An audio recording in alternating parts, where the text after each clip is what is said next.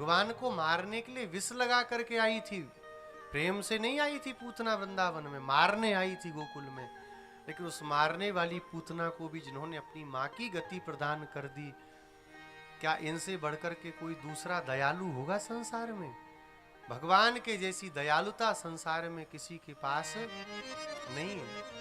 गोस्वामी जी कहते हैं, जो संपत्ति शिव रावण ही दीन दिए दस माथ, सो संपदा विभीषण नहीं, सकुच दीन रघुनाथ। रावण के पास में लंका थी ना, और किसने दी थी? शंकर जी ने।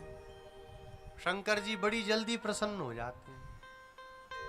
कितनी जल्दी प्रसन्न हुए रावण से? बोले 10 बार सिर काट करके चढ़ाया और महादेव जी प्रसन्न हो गए। बोले क्या चाहिए? बोले लंका दे दो हमें, कल ले जाओ। कितनी जल्दी प्रसन्न हुए कि 10 बार सिर काटा।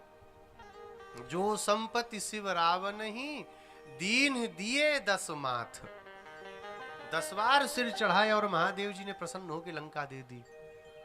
और सो संपदा विभीषण ही, और उसी संपदा को भगवान ने विभीषण को दिया, सकुच दीन रघुनाथ। और भगवान के मन में संकोच हो गया।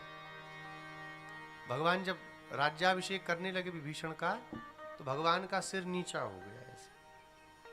और तो कोई नहीं समझा, लक्ष्मण जी समझ गए। तुरंत गए, कहे भैया क्या बात है, कैसे शर्म आ रही है? भगवान ने कहा, लक्ष्मण ये सब कुछ छोड़ करके, घर परिवार नाते रिश्ते तोड़ करके मेरी शरण में आया और मैंने इसे कुछ भी नहीं दिया। भगवान क्या कह रहे? मैंने कुछ भी नहीं दिया। लक्ष्मण जी ने हंस के कहा, भैया सब तो दे दिया, अब क्या देने को बचा? इतनी बड़ी लंका दे दी। भगवान ने कहा, लंका तुम्हारी है कि तुम्हारे पिताजी की है कि हमारी है? हमारे पिताजी की। अरे लंका तो इसी की है। तब हमने इसको क्या दिया? हमने इसको कुछ भी नहीं दिया।